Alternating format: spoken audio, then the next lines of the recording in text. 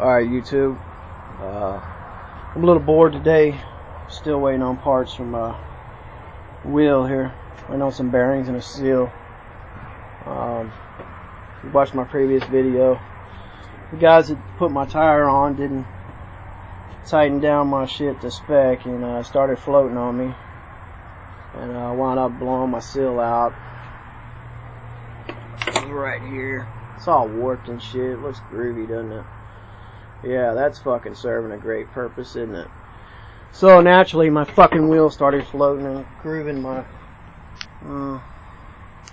swing arm back here. I think the swing arm will be fine, but I'm definitely gonna get a new seal and replace every fucking bearing in that wheel before I get back on the road. And I was thinking about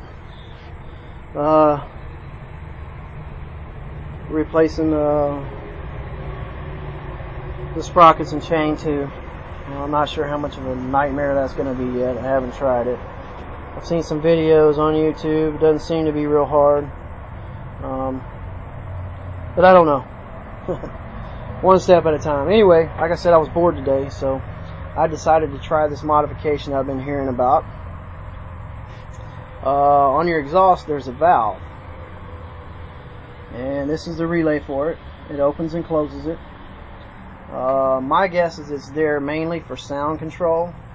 It could play a little bit of part in compression at low RPMs. I'm not really sure. I advise you to keep an eye on your plugs if you decide to do this upgrade. Check them, make sure they're not fouling out. If you start losing plugs, you need to get it tuned, which I'll keep an eye on this too. But there is a noticeable difference in doing this modification, I guarantee you.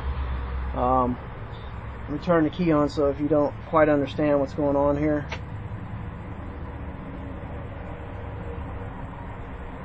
See, this will move, and that will cause the exhaust valve to close when you start it.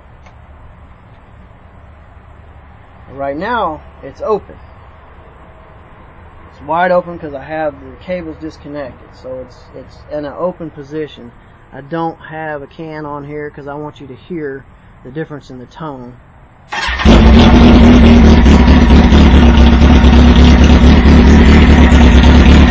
That's wide open. Now, if I pull on this cable, it's going to close. That's closed. That's open. Big difference in sound and tone.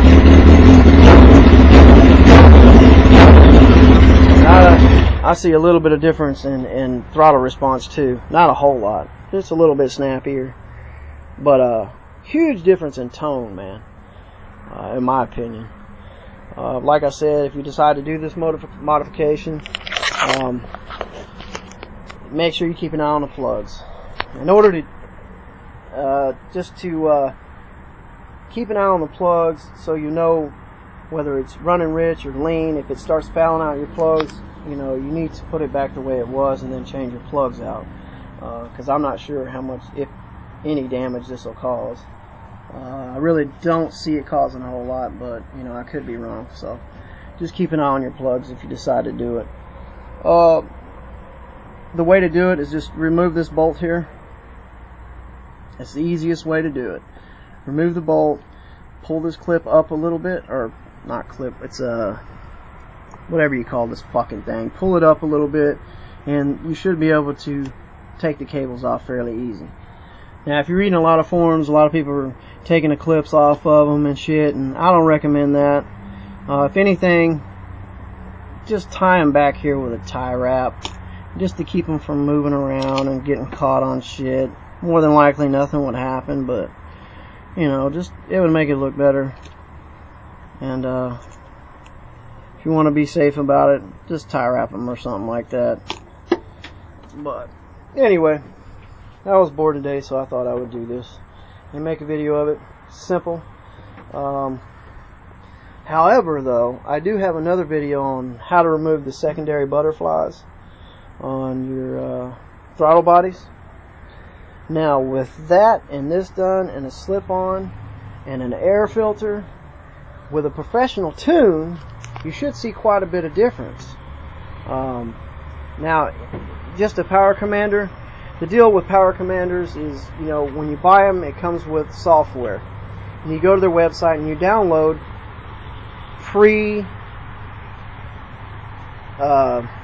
all you're doing is downloaded a preloaded map.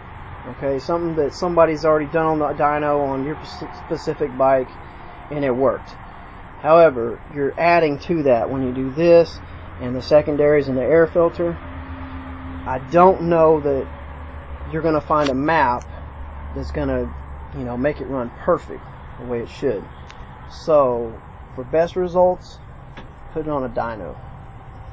That way you can see what's really going on, you know, and you can get a better tune that way. And you know, I'm not saying don't buy power commander, but you know, definitely get a power commander, because it'll take care of a lot of things. But put it on a dyno and get a professional tune, and you know, it's kind of pricey depending on where you go. You know, a tune will probably run you anywhere from $150 to probably $300, but it's well worth the money in the long run. But just simple modifications like that, I mean, you know, you're going to beef up your bike and you'll be happy with it, especially with the sound. I mean, you do this and just a slip on in this, and you're going to notice a deep difference in tone. I guarantee you, you'll be happy with the sound. But like I said, I recommend tuning with any modification that I show you on here. That's my recommendation.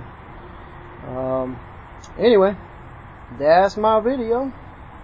That concludes how to remove the cables for your exhaust valve.